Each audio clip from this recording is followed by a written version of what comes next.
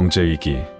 누군가는 모든 걸 잃고 누군가는 그때 더 부자가 됩니다.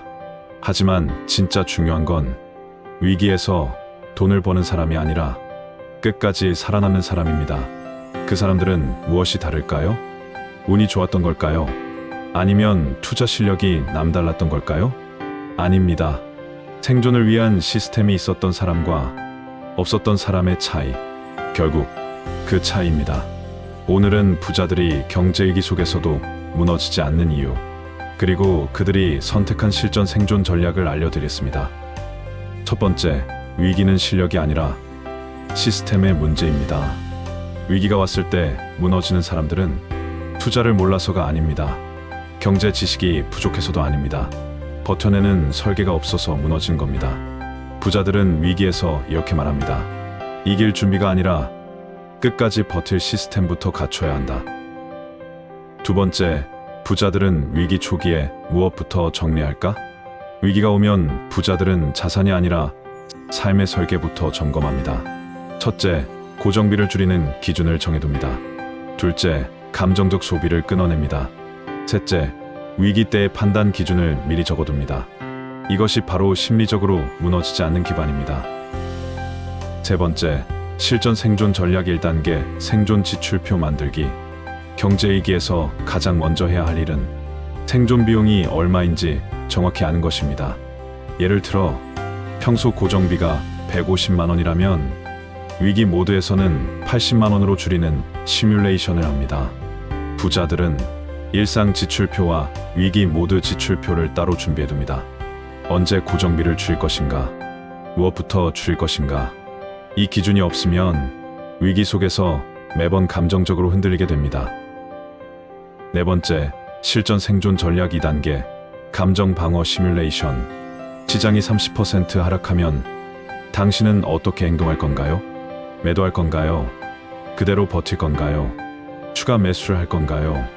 이때 대부분의 사람들은 계획이 아니라 감정대로 움직입니다. 하지만 부자들은 미리 적어둡니다. 시장이 몇 % 떨어지면 어떻게 대응할지, 어떤 종목은 절대 손대지 않을지, 리밸런싱 기준은 무엇인지, 이런 대응 플랜을 시장 하락 시나리오 매뉴얼로 만들어둡니다. 다섯 번째, 실전 생존 전략 3단계 자산 프레임을 바꾼다. 자산을 어떻게 나눌 것인가 보다 더 중요한 건 그 포트폴리오가 위기를 견딜 수 있도록 설계되어 있는가입니다. 하나의 자산에 몰빵하지 않기, 성장 자산과 현금 흐름 자산을 분리하기, 버팀 자산과 기회 자산을 따로 관리하기. 이렇게 프레임을 재정비해두면 위기 때 패닉이 와도 해야 할 행동이 이미 매뉴얼로 정해져 있습니다. 여섯 번째, 부자들은 위기 때 이렇게 움직인다. 생존 행동 패턴. 경제위기 속에서 부자들은 다음 5가지 행동 패턴을 지킵니다. 1. 매일 자산 현황을 확인하지 않는다. 2. 투자 뉴스를 10분 이상 보지 않는다. 3. 판단 기준을 미리 문서화해 둔다.